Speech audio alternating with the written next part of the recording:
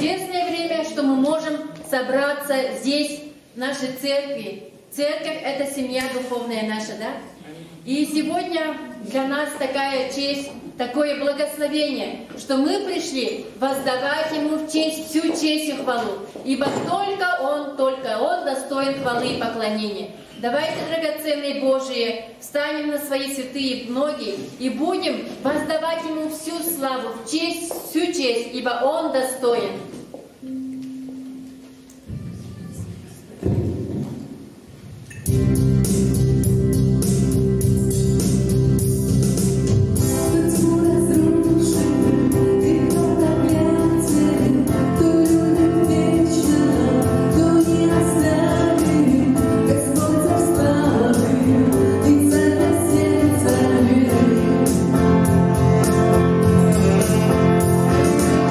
Кто громом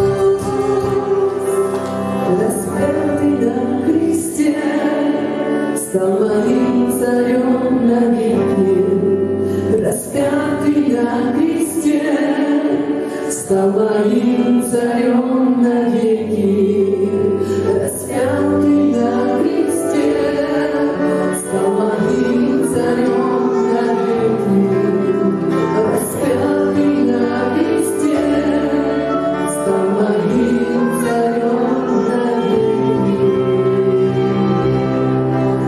Меня спас, грехи простил, и на том кресте освободил.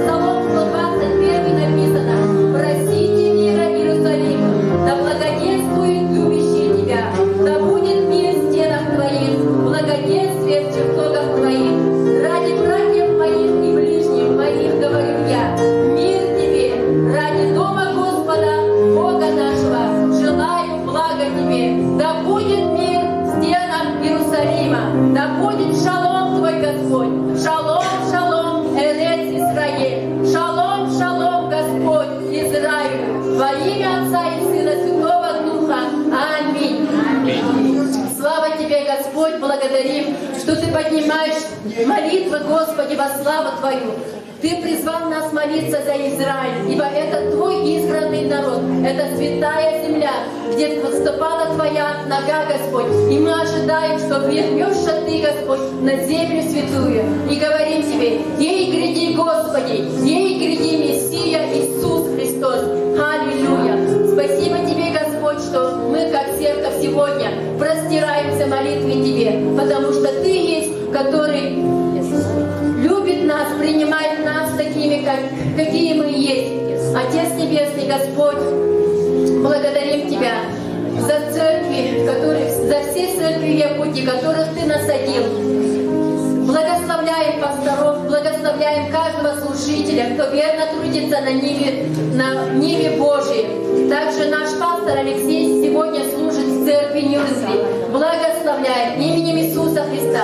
Помажь его уста обильно, Господь. Высвободи через него Слово Твое, Господь, которое способны менять жизни людей, которые способны менять сердца, чтобы Твое царство, оно расширялось, чтобы Твой мир был, Господь, на этой земле.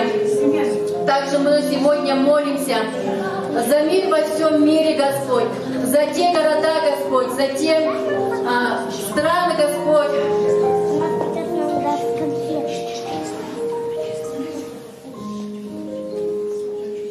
Пусть, Господь, да будет мир во всем мире во имя Иисуса Христа. Отец Небесный, мы, как церковь, сегодня соглашаемся и молимся за начальство и власти, потому что Ты в Слове Своем говоришь: прежде всего прошу возносить молитвы за всех человеков, за начальство и власть, чтобы нам жилось хорошо. Спасибо Тебе, Господь, за наш город, за тех людей, которых Ты поставил у власти, Господи. Мы благословляем их сегодня Твоим миром, Господь, видением от Тебя, Господи, чтобы они знали, как выходить и входить перед всеми людьми, всеми человеками, над которыми Ты поставил их, Господи. Да будет их сердца расположены к Тебе, Господь. Призываем, Господь, на их сердца, на их дух, душу, разум и сердца. Имя Господа нашего Иисуса Христа. Ибо чтобы все люди спаслись, Господь, чтобы они познали Тебя, как любящего Бога, чтобы они наследовали жизнь вечную.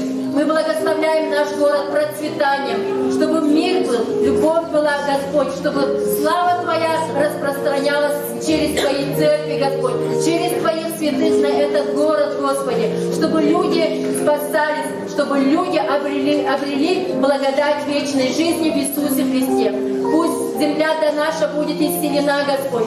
Мы благословляем это лето, это время года, Господь, чтобы оно было изобильным, Господь, чтобы воды, Господь, они были полны на наших реках, Господь, чтобы урожай был благодатный и в сердцах людей, Господь, и на почве, Господь, в наших садах и огородах во имя Иисуса Христа, чтобы люди ни в чем не нуждались, Господь, но чтобы у всех была пища, питье, Господь, одежда, Господь, и самое главное, Господь, чтобы всякая тьма ушла, чтобы народ увидел, что в Иисусе Христе есть спасение.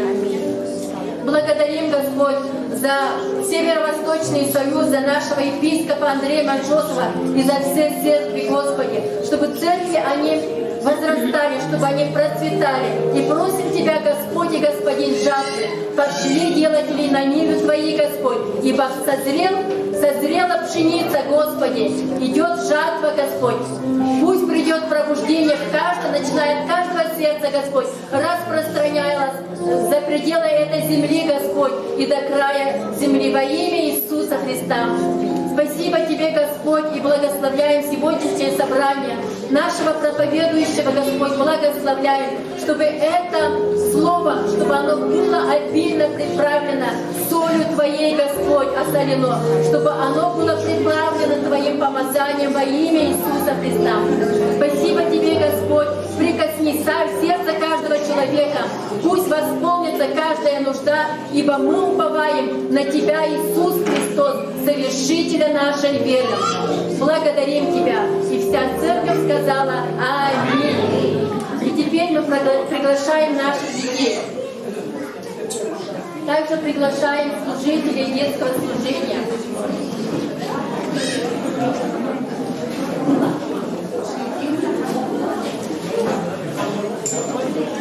Вот это есть наше наследие от Господа. Лариса Леонидовна.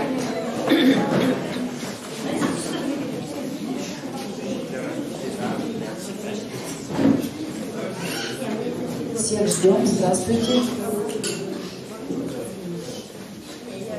Вот так на себя в зеркале смотришь, да, и нормально вроде бы. Понедельник, вторник, неделя за неделей.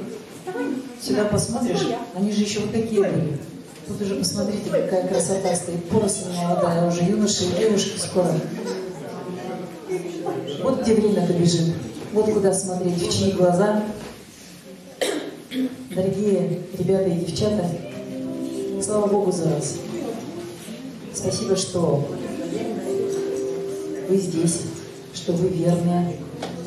Посмотрите, вот что написано в Библии. Посмотрите на экран. Но Иисус сказал: пустите детей и не препятствуйте им приходить ко мне, потому что их есть Царство Небесное. В данном контексте Иисус говорил взрослым про детей. Но вот смотрите, если я вам сейчас с вами стану, да, и тоже как вы посмотрю в зал, как вы думаете, это кто перед вами стоят? Мама, папа взрослые, да? Ну, они тоже дети. Они тоже дети. Они были когда-то такими же маленькими, но для Иисуса, для Небесного Отца мы все дети. У нас просто разные физиологические особенности, разные характеры, разный биологический возраст. Но удивительно, что когда мы, я не знаю, как это будет, но говорят, что мы на небе друг друга будем узнавать, будет интересно. Ребят, кто сдает экзамены, поднимите руку в этом году. Так, 9 классы, да, 11 есть? За Аяла поднимаем руку, маму. Отлично.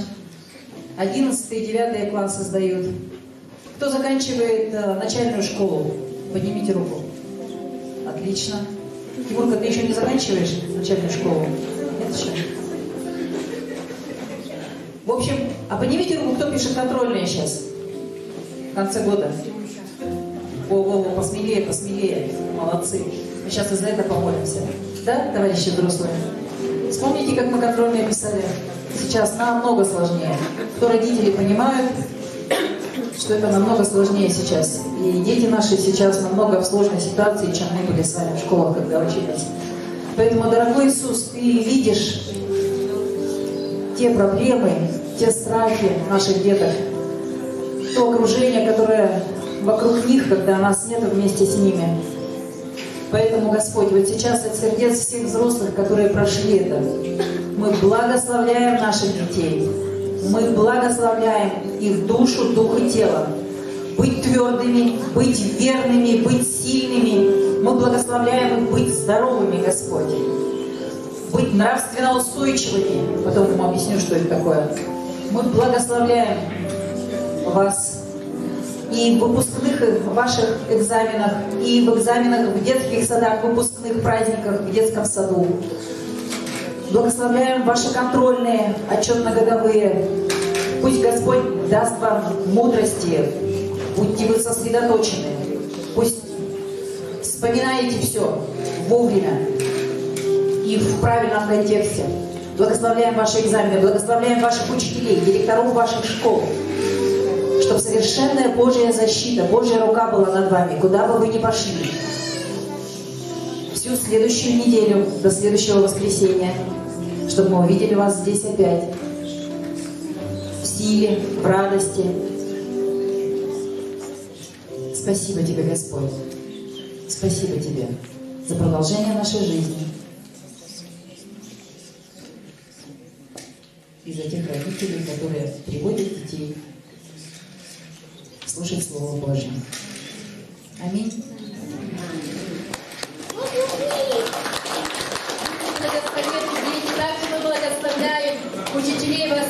школ, благословляем их мудростью, долготерпением, любовью к нашим детям. Пусть Господь через них совершит то, что Он должен совершать в судьбах этих детей. Воля Божья в том, чтобы мы были хорошими управляющими своих финансов, потому что в этом мире за все отвечает серебро. И я сейчас попрошу нашего брата Алексея поделиться словом о служении 10. Алексей.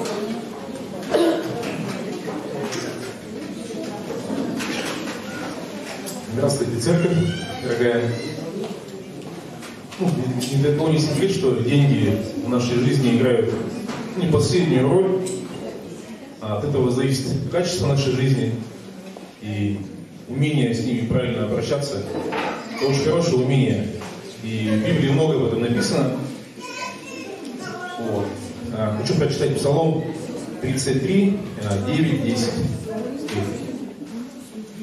«Вкусите и увидите, как благ Господь. Благословен тот, кто ищет прибежище у Него. Бойтесь Господа, святые Его, ведь кто боится Его, ни в чем не будет нуждаться». Мы должны направлять свой взор на Бога и иметь в сердце страх Господень, который будет способствовать нашему духовному росту. И Он, в свою очередь, обещает нам исполнить наши нужды. Мы также можем жертвовать финансы и в этом проявлять свою любовь. Также хочу помолиться за финансы, за мудрость. Господь, спасибо, что Ты даешь нам возможность жить в этом мире, ведь без финансов в этом мире мы не сможем нормально существовать. И давай нам мудрости на всякое дело, направляй нас туда, где мы можем быть полезны, и этим зарабатывать все на пропитание, на восполнение нужд и других людей в том числе. Помогай нам в этом, направь нас, дай нам мудрости, как нам распоряжаться своими деньгами. Также можем сейчас принести дар любви, это пожертвование, десятины. Делайте это с пониманием, у кого есть на это добрая воля. Аминь.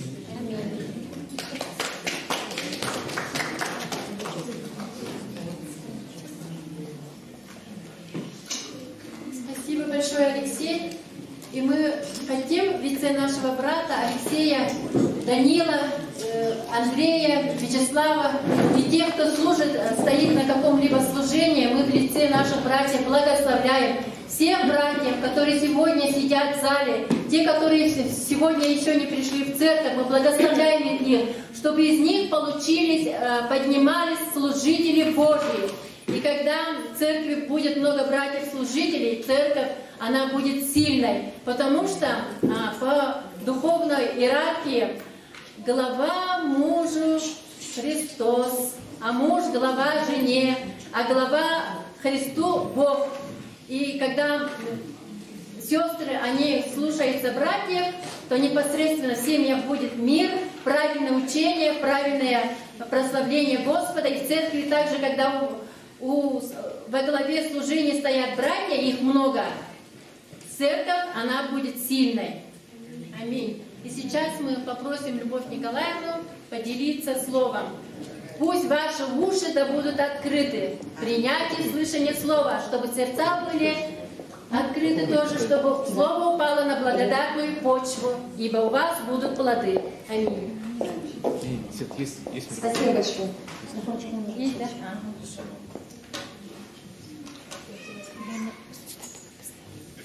Драгоценное доброе утро. Рада всех видеть.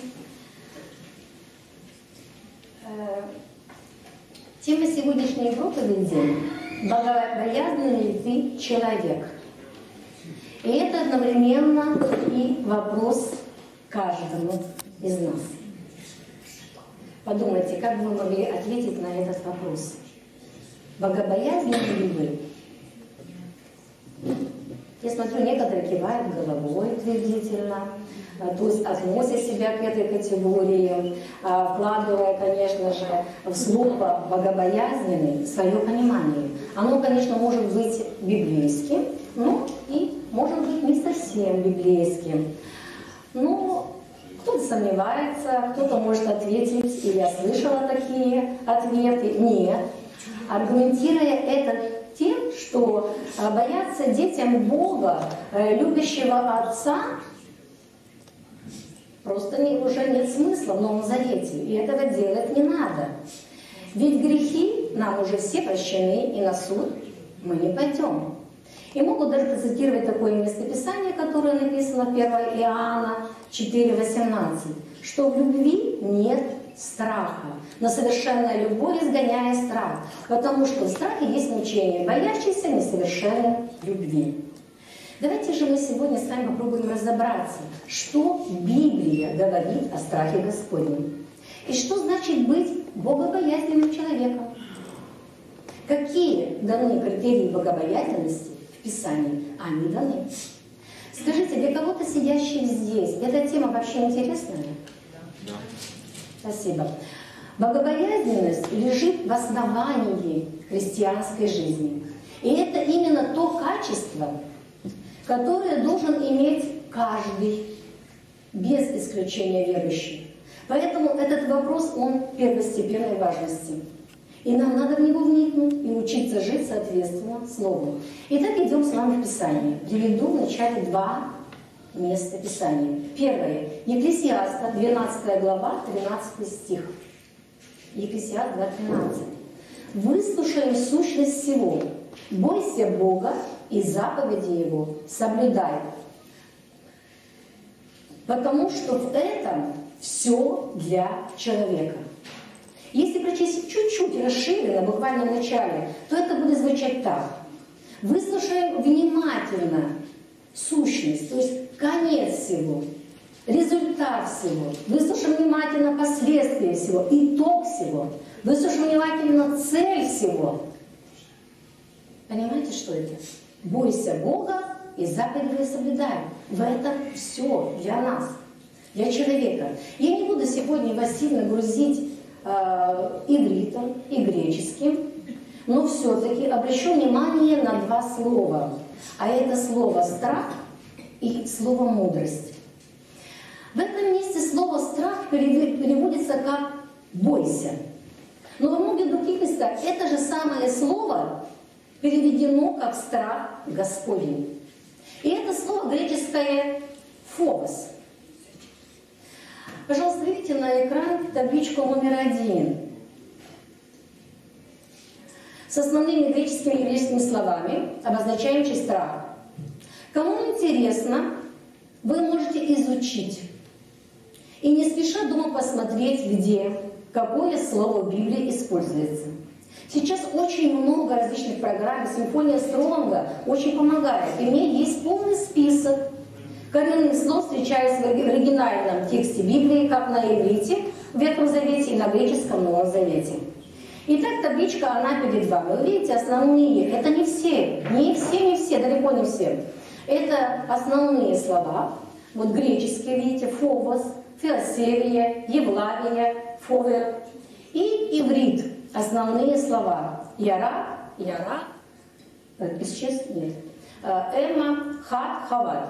И там расписано немножечко, что значит каждое из этих слов. Это я вам для того, чтобы вы могли спокойно посмотреть, не спеша остановить этот текст и посмотреть. Кто-то может взять фотоаппарат и сфотографировать для себя.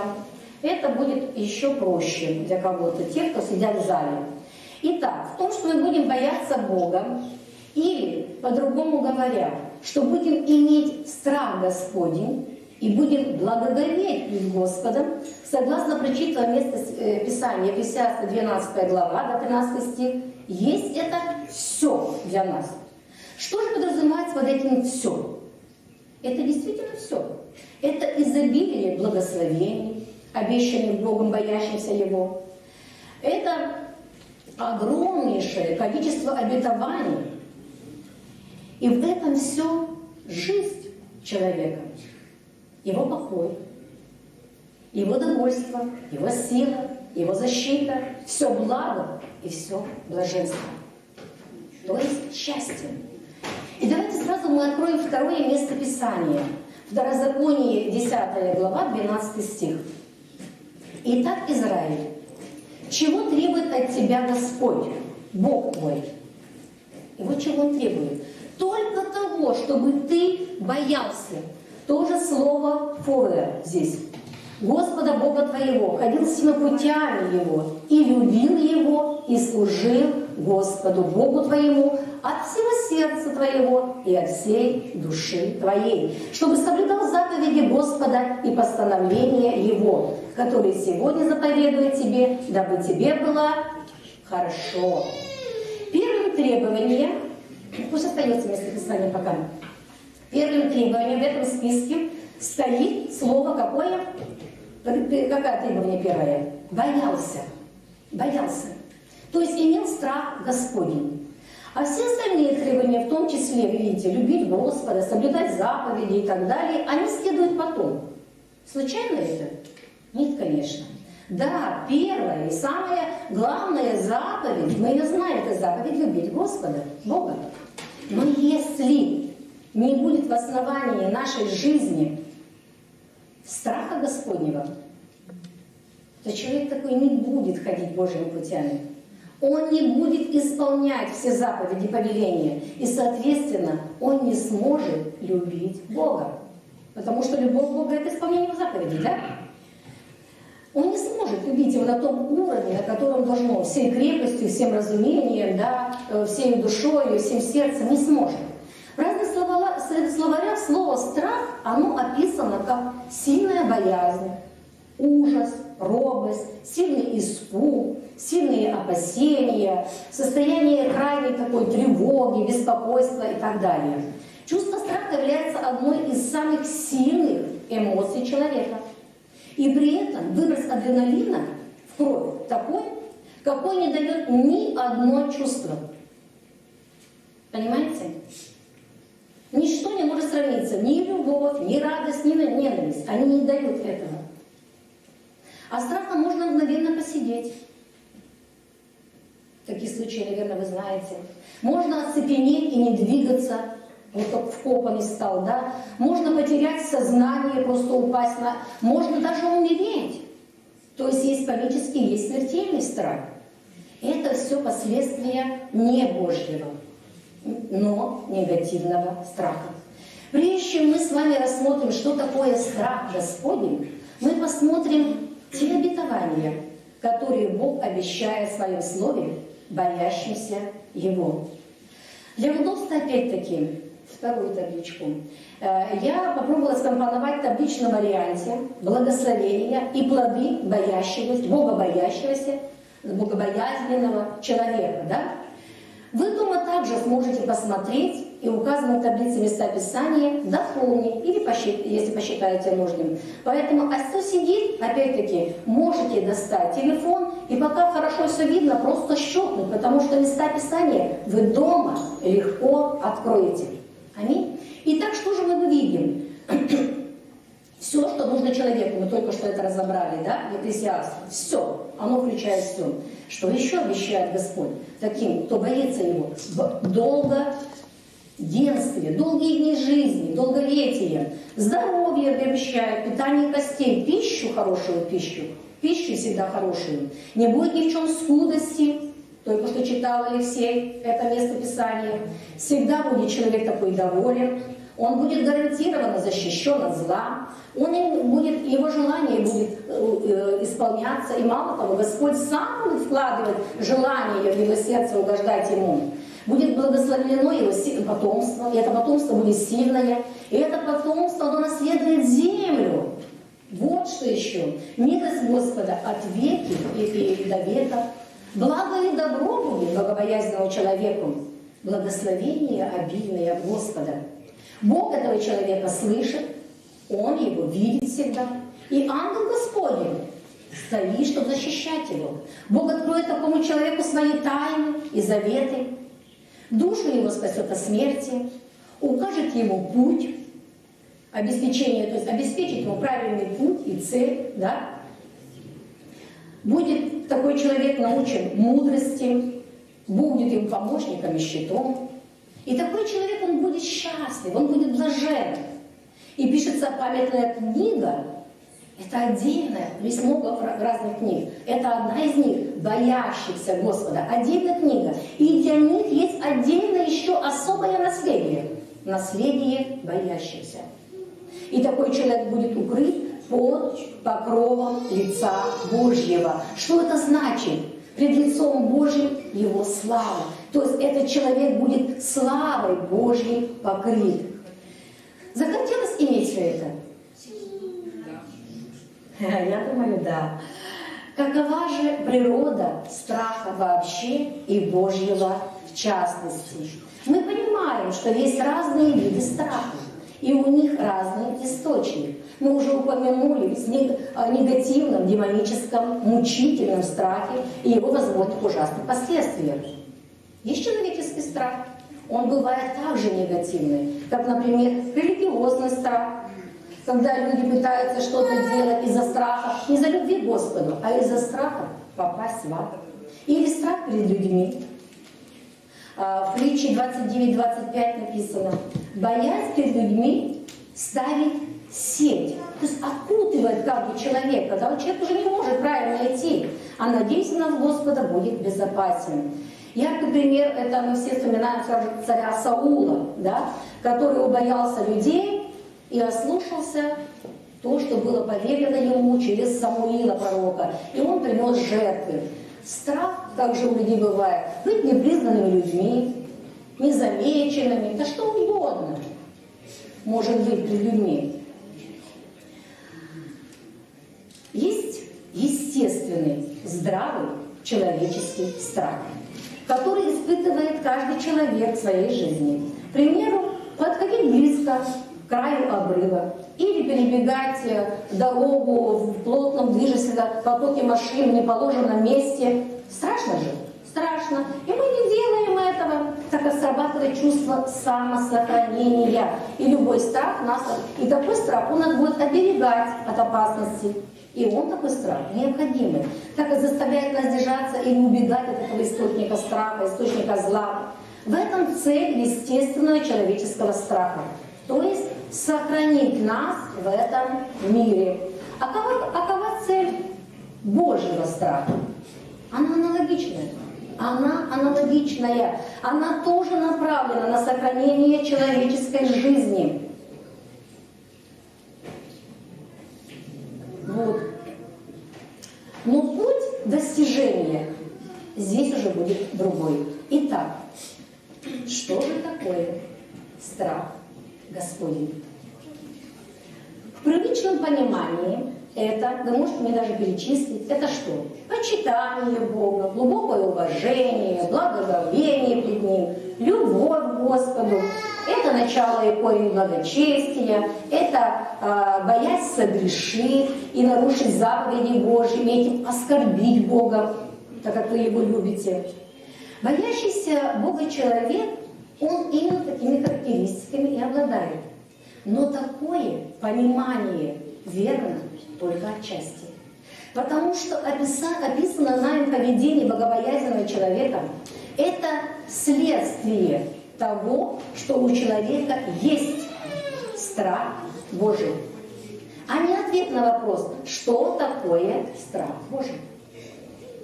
И нам с вами нужно разобраться, что же сам Бог вкладывает в понятие страх Господень. Чтобы было легче понять, потому что я тоже не сразу это поняла. Начну с примера о любви Божьей. Мы знаем, что Бог есть любовь. И что любовь Божья излила сердца наши Духом Святым. Римлянам 5:5. Так? Так. И мы являем эту любовь миру. Ну, кто уже как из нас являет, это другой вопрос, да? Согласитесь, что если человек не имеет любви Божьей, не наполнился этой любовью агапы, то есть любовью безусловной, жертвенной, то он ее и не может проявить. Хотя он будет любить. И он может любить многих, многое может любить. Он будет любить другой любовью. Греческие слова такие, как там филиос, торгия, эрос. То есть что это за любовь? Это будет родственная любовь, да? основанная на душевном и духовном родстве. Это может быть дружеская любовь. Это может быть любовь, основанная на сексуальном влечении. Но это не любовь, агапа. Точно так же и со страхом Божьим. Страх Господень – это не наш страх. Это страх Бога, это страх Яхве. Это одна из граней Его природы и естества. Это качество самого Бога в нас. Как, к примеру, та же любовь Божья, как, к примеру, святость Божья. И Бог точно так же, как свою любовь, так и страх Господень изливает в наши сердца. Вы об этом знали? Задумывались, драгоценные? Итак, Иеремия, 32 глава, 40 стих. Иеремия, 32:40.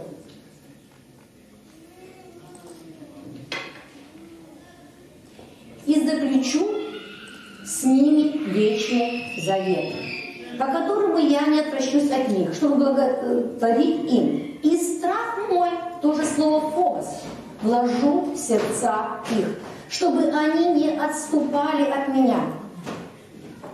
Вот так вот. Для чего не отступали? Для чего этот страх вложить? Чтобы мы не отступали от Бога. И таким образом мы оставались в безопасности, что есть для нас благо. И как результат этого излияния люди начинают переживать и ходить в страхе Господнем. Начинают благоговеть пред Ним, почитать Его, боятся оскорбить Его своим непослушанием. Приходит осознание человеком на уровне разума и сердца Божьего величия, Божьего всемогущества, Божьего всеведения, всезнания, вездесущности Божьей, Его святости и других атрибутов природы и естества Бога. Осознание Божьего провидения, то есть осознание, что Бог участвует во всем, что происходит во Вселенной, в том числе и на Земле, в том числе и в нашей с вами личной жизни в частности. Осознание, что Бог не только есть любовь, что Он любящий Отец, но что и Он судья праведный. Итак, еврейское слово, относящееся к страху Божьему, произносится по-разному.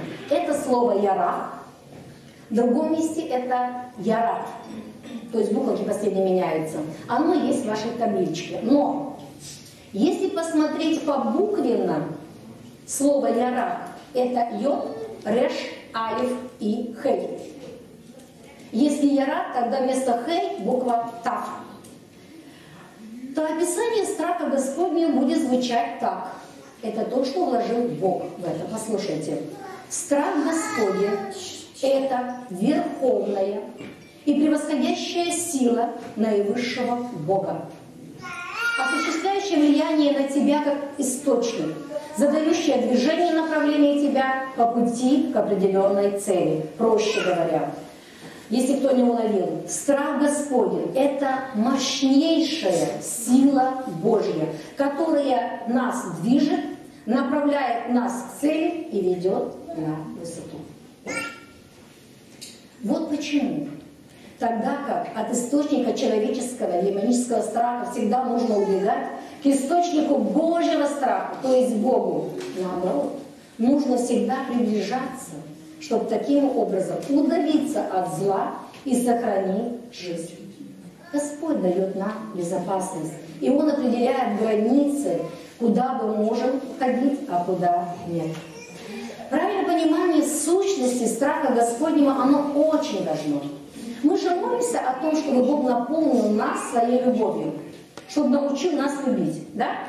Молимся, я думаю, каждый христианин об этом молится, да? И наполни, и научи. А часто ли мы молимся о том, чтобы Бог наполнил нас своим страхом и научил нас страху Господнему?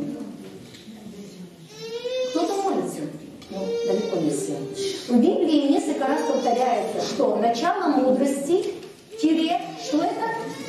Страх Господень. Это притча 9:10, можно их открыть. Это Псалом 150 стих. И мы молимся о мудрости с удовольствием. И детей благословляем, и сами, Господи, дай мудрости нам.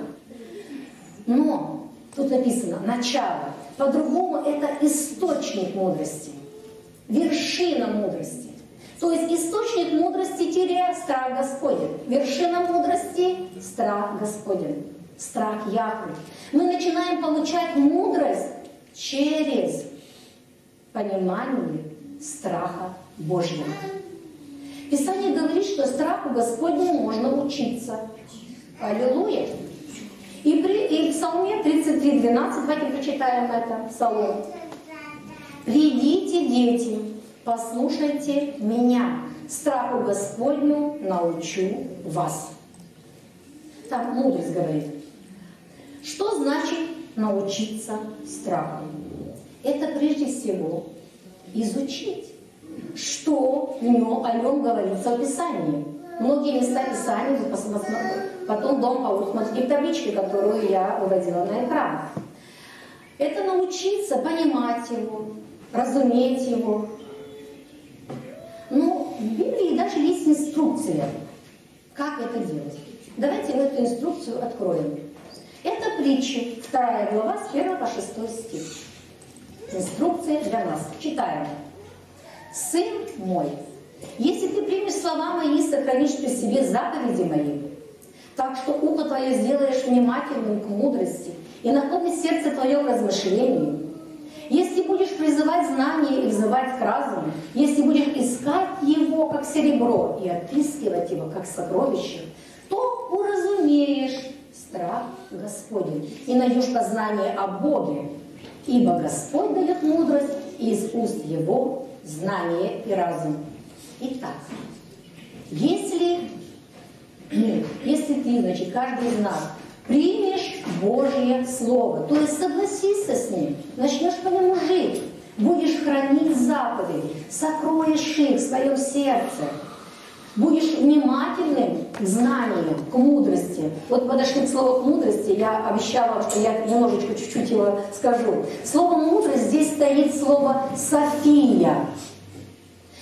Слово «знание», да, там «знание», оно стоит слово «София». И слово это «София», оно чаще всего, это переводится как именно мудрость, как премудрость, как рассудительность и разумность. Хотя оно тоже и обозначает знание. Понятно, да? Поэтому вы прям, где вот написано «знание» и видите там слово «София» в этом стронге, читайте «мудрость».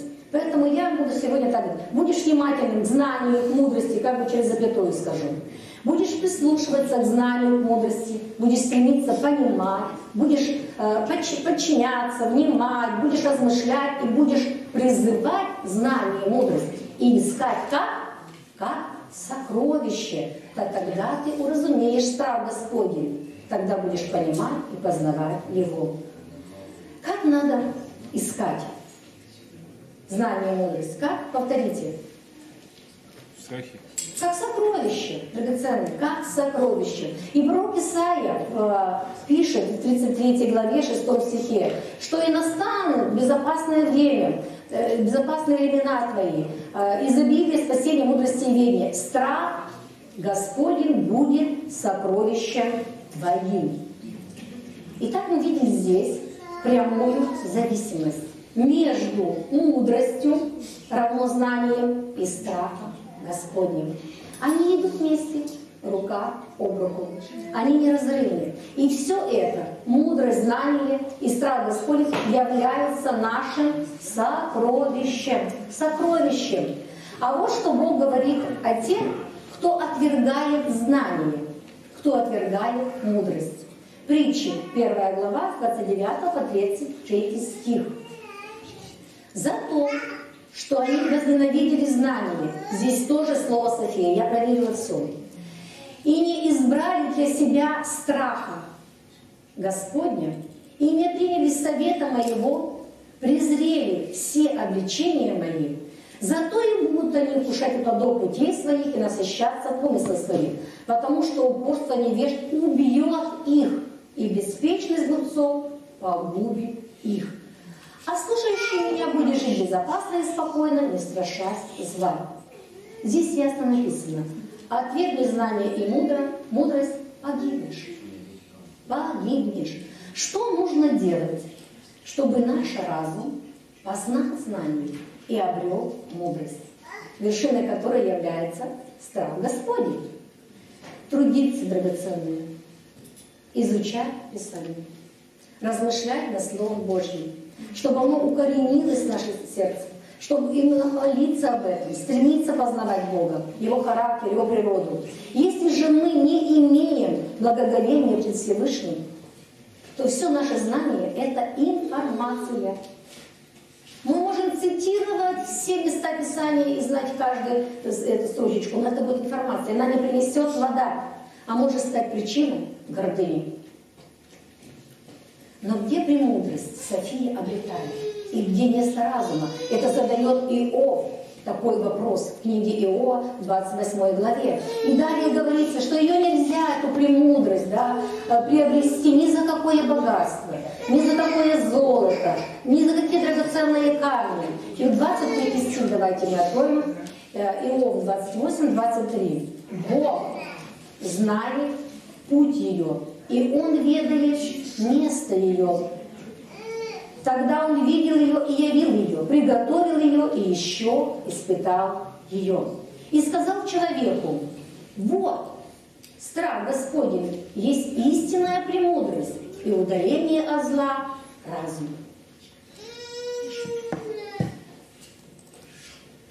Это чудесное местописание, но прежде чем я сейчас немножко расшифрую, а давайте откроем заодно притчи 8.13. Притчи 8.13, где написано, что страх Господень ненавидит зло. Итак, страх Господень – это и есть истинная премудрость. Это и есть разум. Это ненавидит зло. Кто же эта истинная премудрость? Ответьте мне, пожалуйста, драгоценные. Кто у нас истинная премудрость? Аминь. Слышу с разных сторон. Да, наш Господь Иисус Христос. Это Он был явлен, как мы читали в 27 стихе. Он был приготовлен, и Он был испытан. И если человек начинает ненавидеть то, что есть зло в глазах Господа, и что есть мерзость для Бога, то это первый шаг к уразумению и познанию страха Божьего. И, соответственно, приобретению мудрости и премудрости. Ведь чем больше страха Господнего в нас, тем больше мы будем являть святость. И тем больше места в нас будет. Для кого? Для нашего Господа, для премудрости. Аминь? Еще одно очень интересное местописание. Евреям 5 глава, 7 стих. Он в одни плоти своей, кто это Он? Иисус, да? В одни плоти своей сильным воплем со слезами принес молитвы и моления, могущему спасти его от смерти. И услышан был за свое благоговение. Смотрите, Иисус услышан был потому, что имел благоговение. Это слово, которое есть в вашей табличке, первое, Евлавия, что означает страх Божий, почтение, посвящение, преданность, уважение по отношению к Богу Отцу. Вы понимаете? Иисус благоговел. Он имел это. А мы? Каждый себе задаем вопрос. Я это имею? А в наше время, к сожалению, много фамильярности по отношению к Богу. Некоторые уверены, что папочка нас любит. Вот какие мы есть, со всеми своими грешками, недостатками. И нам Бога бояться уже не надо. А надо Его просто любить и уважать как Отца. Но в каждом, даже физическом Отце есть две стороны. Это любовь и есть строгость. В здравом Отце, я имею в виду. И если дети должны слушаться и иметь страх по отношению к физическому своим родителям, которые знают, что есть благо или есть зло для их детей, то тем более это касается нашего Отца Небесного. Бог есть любовь, и Бог есть судья, который судит беспристрастно и нелицеприятно. Итак, любовь Божья и страх Божий, они суть не взаимоисключающие, а что? Взаимодополняющие факторы. Страх Божий, он предостерегает нас от опасности выйти за пределы Божьей любви. Страх Господень, он взаимодействует с любовью, и он будет только углублять наши взаимоотношения с Господом. И таким образом он будет способствовать развитию глубины любви. Глубины. Есть те, кто думает, что Бог во времена Ветхого Завета был один, а сейчас он другой. Кто уже немножко побыл дольше с Богом, он точно знает, что Бог, Он не меняется, это написано в Слове Божьем, и Он вчера, сегодня, во веки тоже, да, Иисус, Еврея 13:8. Есть достаточно много мест в Новом Завете, где говорится, что мы должны бояться Бога. В Новом Завете, не Ветхом, оставим там очень много. Новый Завет берем. И жить и служить со страхом. 1 Петра 1:17. Там говорится, чтобы мы со страхом, то есть опять это слово «фобос», проводили время странствования нашего. И это же 1 Петра, только 2 глава, 17 стих. «Всех почитайте, братство любите, Бога бойтесь». Фонео слово, производное от «фобос». «Царя чтите». Опять-таки, это Новый Завет, Бога бойтесь. Евреям 12, 28-29 стих. Там говорится, что мы служили Богу с благоговением и страхом. Третье слово, Евлавие. Прям образец для того, чтобы примеры, что можно было посмотреть. Потому что Бог наш есть кто? Огонь поедающий. Огонь поедающий. Это Новый Завет. Ответственность за наличие у каждого из нас страха Божьего всецело на нас, драгоценные, на нас, на каждом из нас лично. Поясню. Все, что приходит в наш разум, любые библейские знания, прежде чем они проявятся в наших мыслях, в наших словах, в наших поступках, то есть в практической нашей жизни, мы должны их вначале что сделать? Осмыслить, осознать, углубиться, получить откровение об этой истине. И только после этого это знание, оно опустится в наше сердце и станет частью нас, частью нашего естества.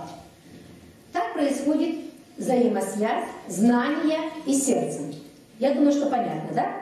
Знание, осмысление, откровение опустилось в сердце и стало частью нас. Если же изливается что-то прямо в сердце, ведь мы только что говорили, да, что любовь Божья и страх Господень изливаются в наше сердце, то это о чем говорит? Что любовь и страх Божий автоматически будут проявляться в нашей жизни? Нет, не будут.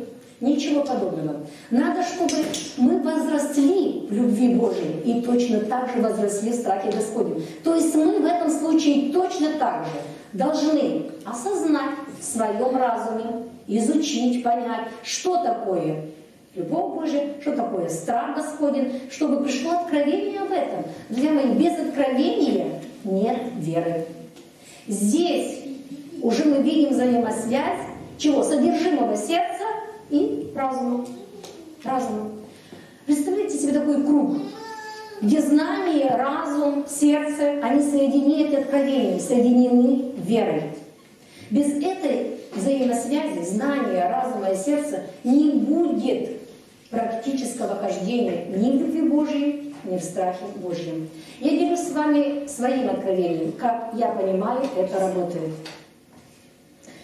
Итак, ответственность за наличие у нас страха Божьего лежит на нас, драгоценные. Это наша часть. Призывать знание, призывать мудрость и взывать к разуму. Молиться об этом, ревновать, изучать Писание, приближаться к Богу. Это наша часть. Размышлять над Словом Божьим, изучать, укореняться, утверждаться, что Слово Божье говорит о страхе Господнем. Провозглашать эти места в свою жизнь, молиться согласно этих мест Писания. Без размышления никогда не достичь познания. Это наша часть с вами, драгоценные, взаимодействовать с Духом страха Божьего. Кто это Дух? Это Дух Святой. Это Дух Святой. Просите Его, чтобы страх Божий высвободился в нашу жизнь могущественно. И Он дал нам способности победить и зло, и грех, и удалиться от этой тьмы. Это наша с вами часть. Добровольно положить свое сердце на алтарь и попросить Бога изменить его, довериться полностью Богу и слушаться Его, чтобы мы исполняли Его заповеди, повеления, вразумлялись обличениями. Это мы должны отделять десятину от всего. Как написано во Второзаконии 14 главе 22 и 23 стих. Вначале перечислено, от чего мы отделяем десятину. А в конце 23 стиха, пожалуйста, выведите его, дается пояснение для чего. Мы читаем в конце. «Дабы ты научился бояться». Фовео, твое слово. Господа, Бога твоего во все дни. Обращали внимание на это местописание? Возможно, для кого-то явно неожиданно, что Бог имеет такой взгляд на десятину.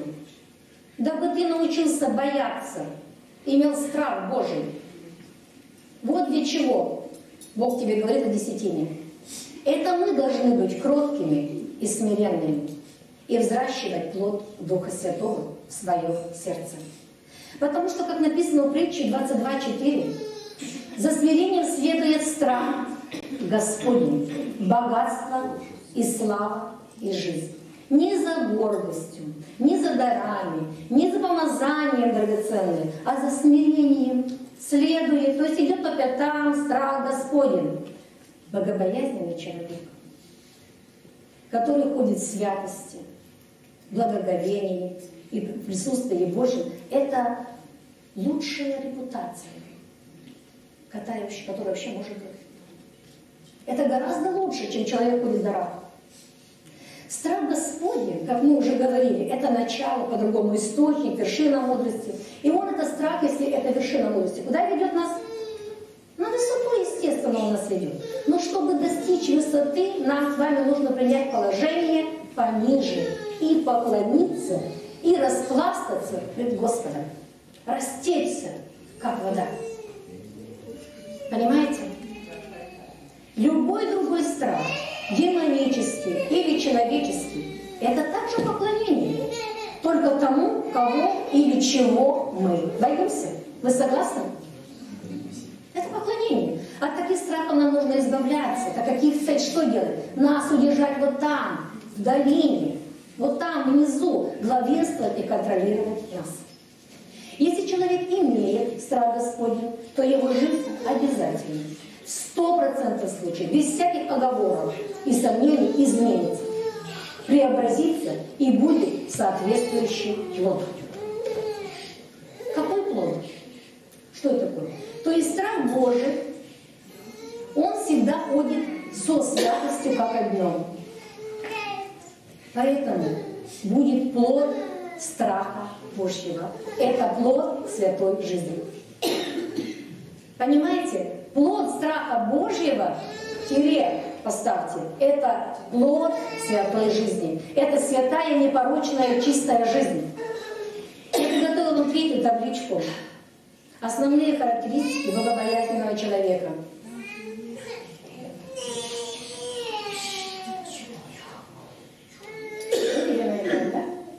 Основные характеристики. Табличка номер 3. Леша помог оформить, слава Богу за брата нашего, который вчера вечером помог. Черты характера читаем, да? Видим. Такой человек, который богобоязненный. Да, вы себе можете сфотографировать для того, чтобы сравнить потом, посмыслить, помолиться, есть ли у меня это, да? Вот эти черты. Это для чего мы делаем? Мы делаем все это, изучаем здесь и говорим слово для того, чтобы просто собраться и посидеть друг с другом, а для того, чтобы что-то вынести из того, что говорится. Будет ходить такой человек в святости и благоговении пред Богом. Будет избегать зло и будет ненавидеть все то, что ненавидит Бог. Будет всегда довольный и благочестивый. Будет благодарный и жертвенный. Будет смиренный и кроткий. Будет глубоко любить Господа. Будет истинным поклонником Бога, будет всегда восхищаться и наслаждаться Божьим присутствием, будет верным служителем, это очень важное качество, будет иметь трепетное отношение к Слову Божьему, будет непоколебимый в вопросах Евангелия, будет выносить праведный суд, будет способен мужественно противостоять любым искушениям, будет вести к покаянию людей вокруг себя. Почему? Потому что атмосфера страха Божьего будет высвобождаться из него и через него. Будет являть этому миру Иисуса Христа своей преображенной жизнью. Драгоценные, это не все характеристики, вы можете их расширить. Это то, что, так сказать, не было ближе, я написала. Все, что касается в Библии человека праведного, относится в равной степени и к богобоязненному человеку. Жизнь вечная и Царство Небесное – это привилегия боящихся Господа и любящих Его. Аминь? Аминь. Вы можете спросить, а как относительно того человека, христианина, у которого мы не видим такого плода? У него что, нет страха Божьего? Вполне возможно, что есть. И скорее всего, что есть. Но человек пока не научился с ним взаимодействовать. Не уразумел, что это такое, не получил откровения, и поэтому такой человек в процессе возрастания. Мы все возрастаем с вами в любви Божьей, в святости, в страхе Господнем, в познании Господа, как написано, от славы в славу. Человек, который действительно не имея страха Божьего, живет по принципу вседозволенности.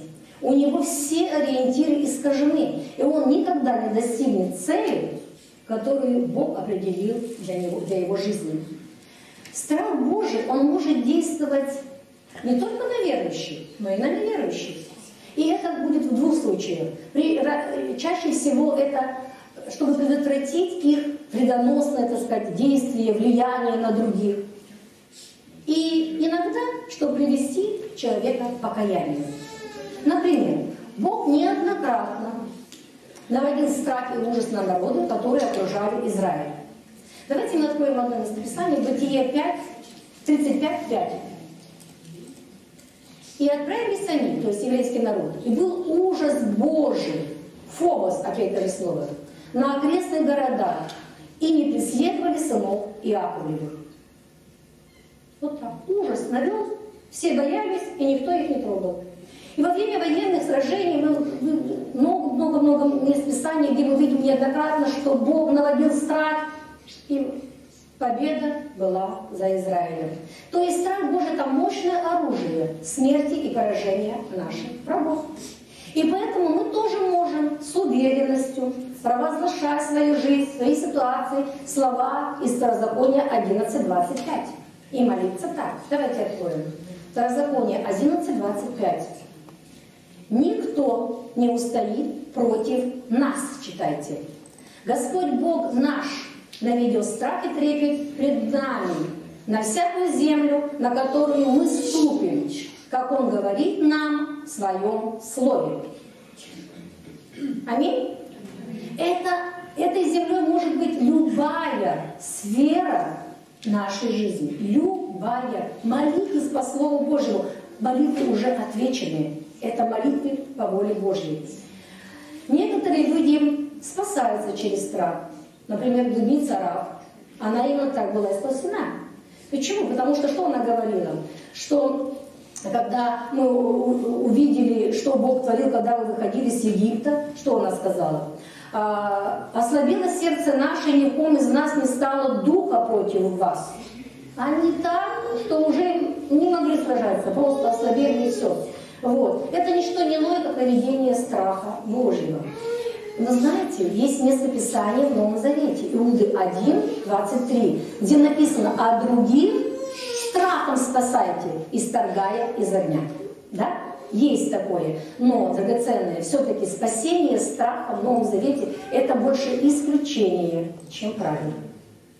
Люди, конечно, могут прийти к Богу через страх, попасть в ад.